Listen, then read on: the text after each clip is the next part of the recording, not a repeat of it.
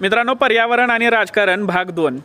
आता असं नाही की कोणत्याच पक्षाने कधी पर्यावरणाचा मुद्दा उचलून धरला नाही किंवा त्याच्यावर काही आंदोलनं वगैरे केली नाहीत, असं नाही। शिवसेनेने एकदा त्यांचा स्टँड घेतला होता, एकदा नाही तर असं खूप वेळा झालेलं आहे की शिवसेनेने वेळोवेळी पर्यावरणासाठी आवाज उचललेला आहे। कारण त्यांच्या घरामध्ये एक पर्यावरणाच्या विषयी विशिष्ट प्रेम आपल्याला दिसतंय। आता त्याच्यामध्ये तेजस ठाकरे हे झूलॉजी रिलेटेड कामं करतात, त्यांनी सापांची नवी प्रजाती शोधून काढली। यामुळे वडील म्हणून उद्धव ठाकरेंना त्याच्या कामाबद्दल आदर असेल, सन्मान असेल आणि त्याचं महत्त्व त्यांनी पटवून दिलं असेल। आणि त्याचबरोबर आदित्य ठाकरेंचं पर्यावरण प्रेम आपण वेळोवेळी बघितलेलं आहे। आता ते जेव्हा महाराष्ट्राचे पर्यावरण मंत्री होते त्यावेळेला त्यांनी आरेच्या कारशेडचा मुद्दा उचलून धरला होता आणि ते कारशेड जे आहे मेट्रो कारशेड दुसरीकडे स्थलांतरित केलं होतं।